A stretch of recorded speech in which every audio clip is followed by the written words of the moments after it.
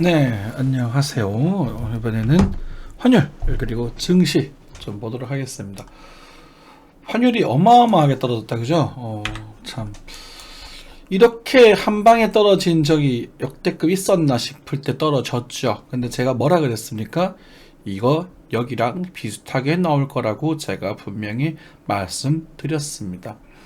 무조건 비싼 구간이라고 살 때 사지 마셔라라고 말씀을 드렸고, 이게 바로 빠질지 살짝 들지 모르겠다. 어느샌가부터 제가 잘 모르겠다라고 표현을 썼었던 적이 있었어요.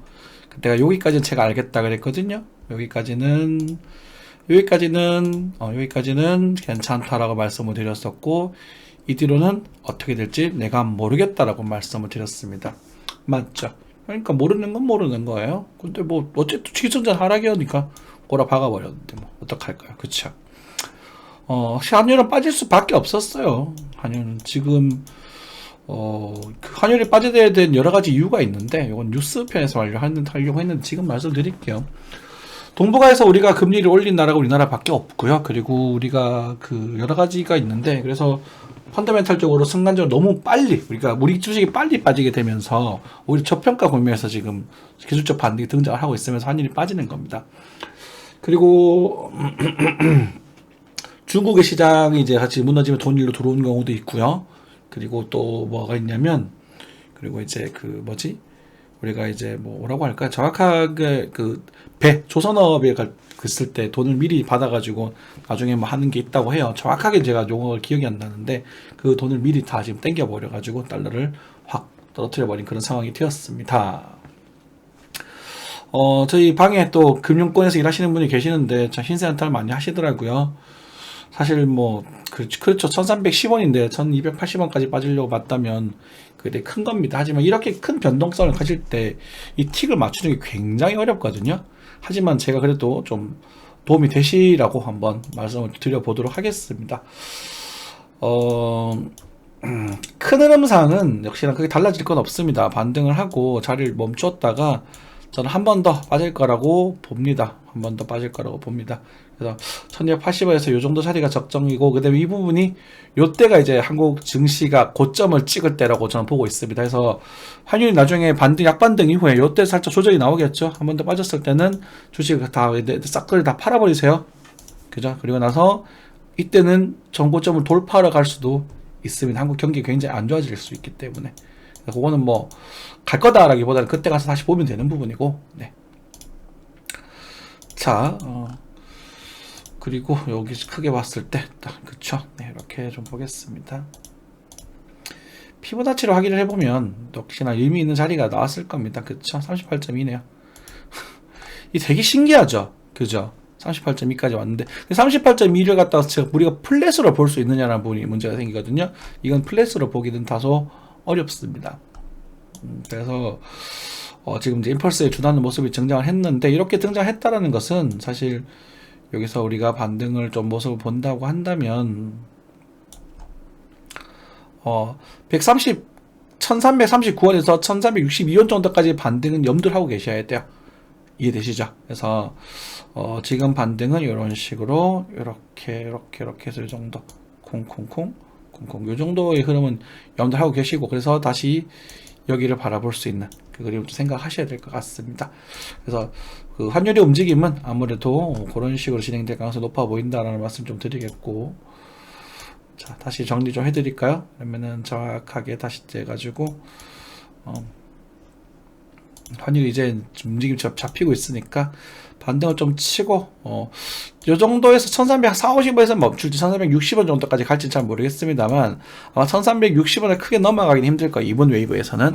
그래서 금리 인사 일단 12월달 있으니까 그때까지 꾸역꾸역 버티면서 올라가는 그림을 좀 보여주지 않을까 싶고요. 다시 이탈이 되게 되면 한 1260원 정도까지는 하방을 좀 보실 수 있고, 많이 빠지게 되면 1220원 정도까지 이렇게 좀 보면 될 것 같아요. 그래서 지금은 이런 그림, 요 정도 그림을 한생이 좀 보고 있다 해서, 이 뒤로는 아마 또 환율이 또 안정되면서 또 이제 좀 꿀렁꿀렁거리는 그런 그림이 나올 것 같아서 또 많이 힘드실 거예요. 그래서 그 정도만 더 견뎌내 주시면 좋겠고, 그런 관점 속에서 정시를 같이 한번 살펴보도록 하겠습니다. 그런 관점 속에서 정시를 같이 한번 살펴보게 되면 나스닥입니다. 나스닥이 이번에 CPI가 좀 적게 나오면서 크게 좀 반전을 했잖아요. 그죠? 하지만 이 반등이 사실 코스피의 이런 거에 비하면 좀 약하죠. 그죠? 그래서 나스닥에 대한 반등은 이런 식으로 진행이 되었다가 다시 저는 조금 갔다가 다시 이렇게 빠지는 그림. 마치 비트코인이 고점을 한번 치고 다시 빠지는 그림이 형성될 거라고 좀 보고 있거든요. 그래서 글쎄요. 어쨌든 아직 일단은 괜찮은데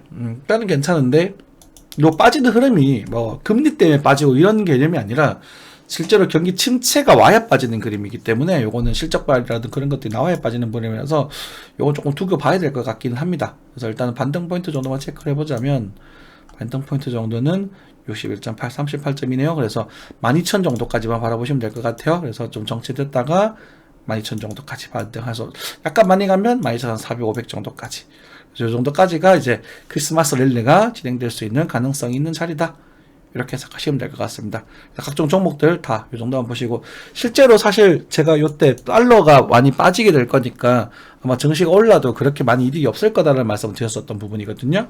그렇게 하셨으면 수익이 좀 제법 진행이 되지 않았을까 기대를 좀 해보겠습니다. 개별 종목은 됐고요. 그리고 코스피 넘어가겠습니다. 지수 정도만 말씀을 드릴게요. 코스피 어디 갔냐?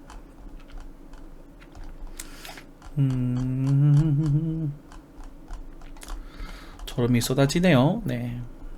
뉴스도 좀 여러분들에게 막 뉴스도 막 떠올려 드리고 해야 되는데 이게 참 쉽지가 않아. 힘들어요. 자, 코스피 지금 윗꼬리를 살짝 달고 있어요. 그죠? 하지만 과매수 영역을 진입을 하면서 이별 강력하게 올려주고 있습니다. 이런 모습일 때는 보통 바로 이렇게 무너지는 그림보다는 콩에서 한 번 더 쏘고 죽습니다. 그래서 지금 일단은 삼성전자 같은 경우는 제가 일부 매도를 하셔도 좋고 지금 일자를 좀 조금 진행하셔도 좋습니다. 일부 진행하셔도 좋고 나중에 이런 그림이 나오게 되면 이때는 그냥 깨끗하게 정리를 하시고 다음에 다시 여기 오게 되면 그때 정리를 하시는 게 좋겠습니다. 그래서 아마 스토캐스트 형태가 이런 식으로 진행될 가능성이 커 보이거든요. 그래서 그 정도 관점 유지하시면서 이 매물자리가 단계가 돌파를 못하고 있어서 여기가 돌파 강하게 하기가 쉽지 않을 것 같습니다. 2800까지도 가능성이 있긴 한데 일단 2600 정도로서 노멀하게 보도록 할게요.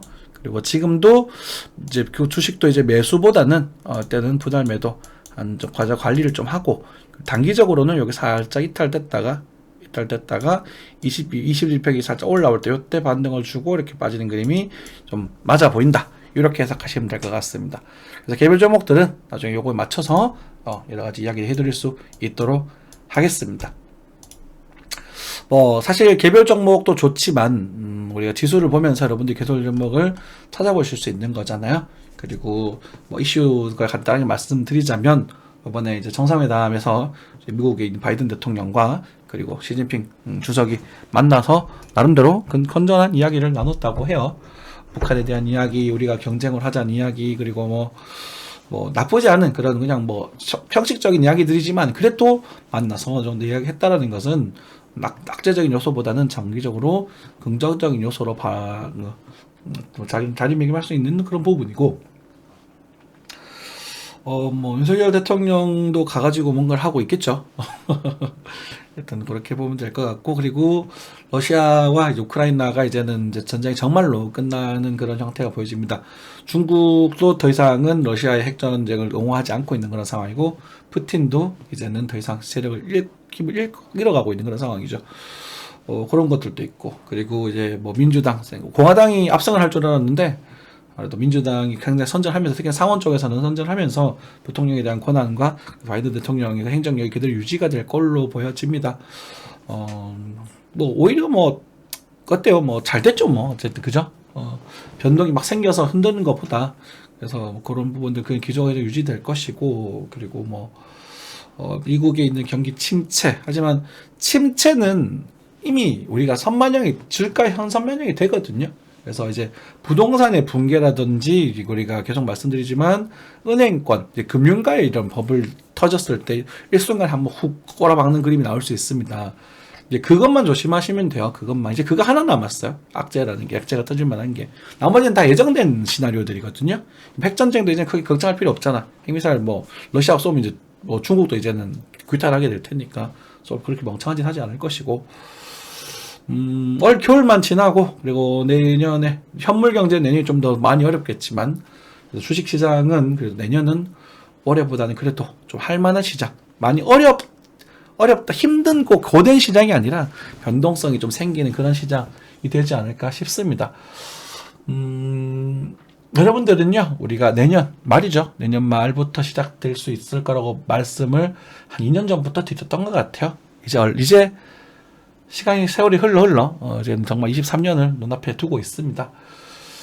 2020 원더키디를 보면서 어렸을 때 2020년대에 과연 어떤 삶을 살게 될까라고 생각하면 그런 말씀을 또 방송에서 드렸던지가 엊그제 같은데 2022년도 끝이 나고 2023년이 코앞에 들어섰네요.